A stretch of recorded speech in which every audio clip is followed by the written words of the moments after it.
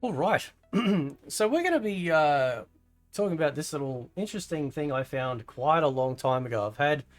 Normally I have my browser open every day. I've got a whole bunch of tabs that I keep saved.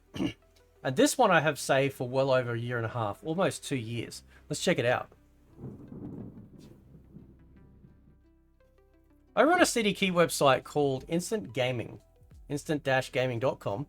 You can go and type in Mortal Kombat Collection online and you'll get a couple of hits, right? And what's really interesting about this is that the font's different. So this is more in line with MK9, the font and the logo. But its original release date, like notification, like when it was put onto here, was 2023. Right here. So I have to wonder, right? Because I don't know, like, what it's like running a CDK website, obviously. So you have to wonder that when they're announcing upcoming projects, games and whatnot, that do they send out emails to like all of these places and saying, hey, later in the year this is coming out or whatever, right?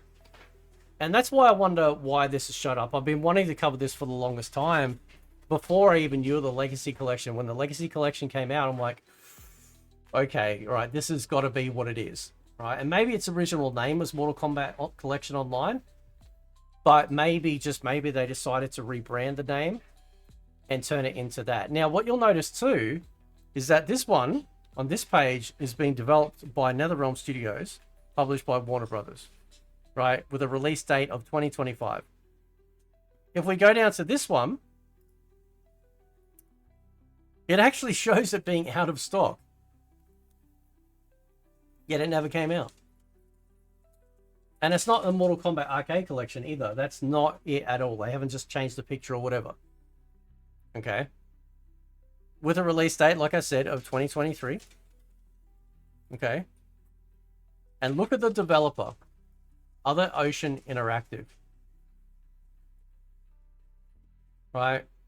So was it maybe, just maybe, that now I don't even know who Other Ocean Interactive is, to be perfectly honest. I've never heard of them until now. But let's just do a quick Google search and see what comes up. Ocean Interactive. So this is on the Wikipedia. All right. So let's have a look at this. Canadian American video game developer based at St. John's, Newfoundland and Labrador. There we go. There it is. Digital Eclipse was formerly part of the company, right? And if we look at the games that developed, spanning all the way back to 2008, right? They got a range of platforms that they've covered over the time, quite notably a lot of Nintendo DS titles as well. We've got Xbox Live in there, even an iPhone, Android, another Xbox Live. Then we got some Windows stuff, Yu-Gi-Oh! In the PS3 era in 2014. So nothing overly like, mind-blowing, right? This might be one of probably their biggest ones, perhaps. And then they're still, I think they're still working. They've got a couple here with Underlab, Cloudy Mountain, and of course Night Stalker, which is a remake of the 1982 of the same, and then a remake of the Advanced Sons and Dragons. So that is very interesting. This part here, which could explain why, right, when we come back over to here, they're listed. Because maybe when they got wind of this coming out and they sent it out into the ether for all these websites and whatever to, update their databases and let people know of upcoming games, that it's listed as Other Ocean Interactive. Now, if we type in Mortal Kombat, oh, hang on. I'm using an old keyboard because my other keyboard has to be RMA'd. So I'm just waiting for that one to come back. So if we type in standard Mortal Kombat on Instant Gaming, this is all the hits we get, including Mortal Kombat Collection Online. But we got 2 hits here, and then of course when we click on this, naturally it's actually listed as developed by Digital Eclipse and published by not only Digital Eclipse, but Atari as well. Right. Now let me just check Steam quickly. Kombat Legacy. I just want to see what it says. On the Steam page, yep, it says exactly the same. That is very interesting. I didn't think of that at all. It's not even listing Warner Brothers.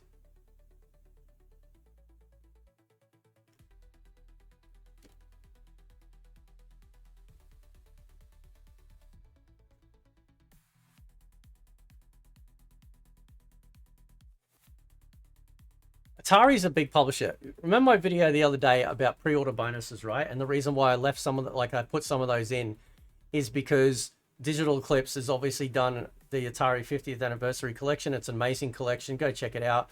Tons of DLC has been coming out for it as well, which is just expanding on it, which is great. Makes me think they could do this for MK. But they're not listing Warner Brothers as a publisher.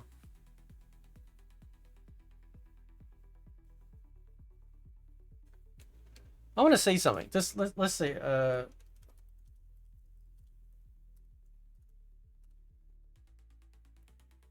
just want to see if they got the 30th anniversary collection on here. They may not.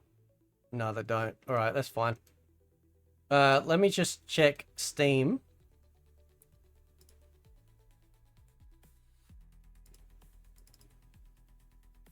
All right, let me just check Steam. Hang on a sec. Hang on, we'll go back to this. So I just want to see what the publisher is for Street Fighter 30th.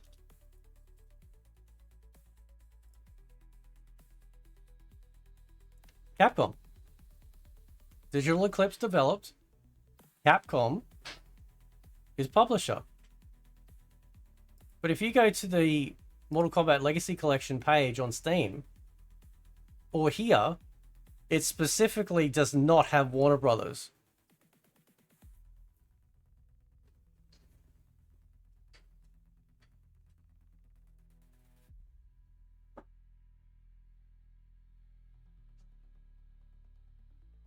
Nah.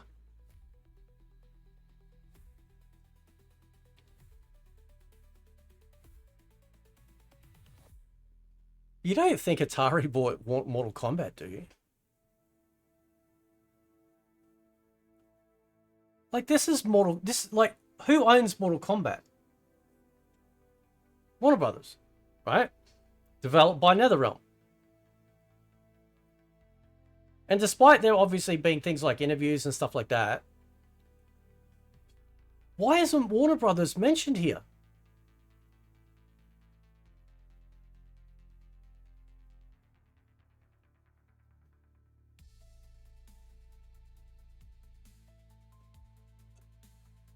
I mean, would Atari even have the money to buy Mortal Kombat from Warner Brothers? I mean, we've known off and on for years that Warner Brothers has been wanting to sell their gaming divisions. But this is really strange. Like, why, like, can they do, like, hang on, let me check something, like, all the fine print here. So it does mention trademark and of Warner Brothers Entertainment, right? All rights reserved. Atari Interactive logo and trademark. Is that just because they had Atari in the logo, like in you know showing up in the trailer for the 50th anniversary? Because it mentions obviously things like PlayStation stuff, so it's obviously got to mention everything.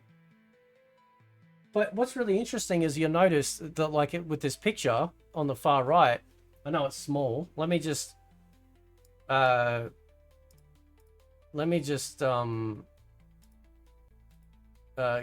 and make it like full screen. Yep. Okay. Yep. We're good. All right. Let's go over to that.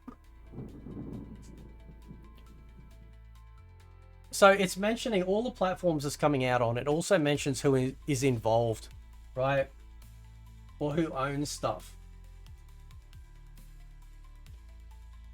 So obviously Digital Eclipse is Digital Eclipse is Digital Eclipse part of Atari? Like are they owned by Atari?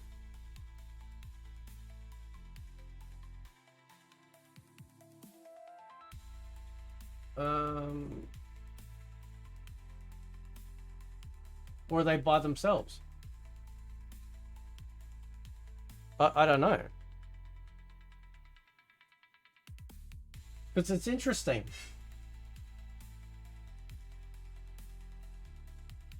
About. Let's check their about page. Let's jump all the way back to here. Our mission. I know it's cut off slightly. Our mission. Blah blah blah. And is wholly owned by a subsidiary of Atari. Okay, so they are owned by Atari. Okay. Imagine, if you will. Imagine, what if, I mean, I don't think it's true, right? Because obviously Warner Brothers still mentioned, but like, I'd love to see, wouldn't it be like a mind-blowing if you found out one day that like Atari were the ones that like, owned like they had Mortal Kombat sold to them. I don't know. But again, it's very interesting. It's very interesting that they don't put Warner Brothers down as a publisher. It's almost like they've just washed their hands of it and said, all right, you just do whatever you want to do. Okay. Which means that my pre-order bonuses video kind of actually could be kind of a cool thing, right? Because they could put Atari-owned fighting games in there as pre-order bonuses or special secrets or whatever. Because they'd have the ability to do that, right? I don't know, man. This is kind of freaking me out a little bit, actually, in a good way, right? So we've learned some things. They used to be part of other Ocean Interactive, which are now obviously by themselves, or not by themselves, but they're now owned by Atari, right?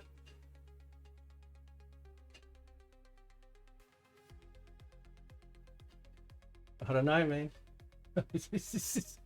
I don't know, dude. This is pretty wild. This is pretty wild. I don't know. Anyway, I'll leave it there. Let me know what you guys think. Catch you next time.